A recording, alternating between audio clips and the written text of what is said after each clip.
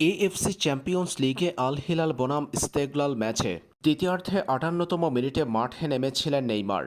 বদলি ফুটবলার হিসেবে দ্বিতীয়ার্ধে ৫৮তম মিনিটে মাঠে নেমে ৮৭তম মিনিটে মাঠ ছাড়তে হয়েছে নেইমার জুনিয়রের। ম্যাচের বাকি সময় খেলে আসতে পারেননি তিনি। মূলত ৫৮তম মিনিটে মাঠে নেমে ৮৭তম মিনিটে মাঠ ছাড়ার পিছনে কারণ হল নতুন ইনজুরিতে পড়েছেন নেইমার। দীর্ঘ ১ বছর পর এসিএল ইনজুরি কাটিয়ে মাঠের ফুটবলে নেইমার জুনিয়র ফিরেছিলেন এর আগের এএফসি চ্যাম্পিয়ন্স লিগের ম্যাচে। আলাইনের বিপক্ষে এএফসি চ্যাম্পিয়ন্স লিগের ম্যাচে দ্বিতীয়ার্ধের শেষ অংশে কয়েক মিনিটের জন্য মাঠের ফুটবলে ছিলেন নেইমার জুনিয়র। এবার ইস্তেগলালের বিপক্ষে মাঠে নেমে মাত্র ২৯ মিনিট খেলতে পেরেছেন তিনি। এরপরই নতুন ইনজুরি। ম্যাচের পর জানা গেছে নেইমার জুনিয়রের হ্যামস্ট্রিংয়ের চোট লেগেছে।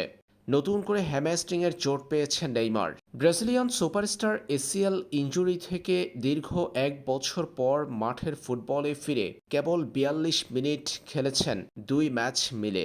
আর এই ৪২ মিনিট মাঠের ফুটবলে থাকার পর নতুন করে হ্যামস্ট্রিংয়ের ইনজুরিতে পড়েছেন।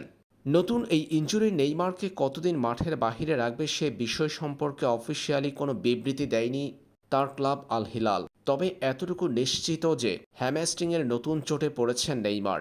তাকে আবারও বেশ কিছুদিনের জন্য মাঠের বাহিরে চলে যেতে হলো।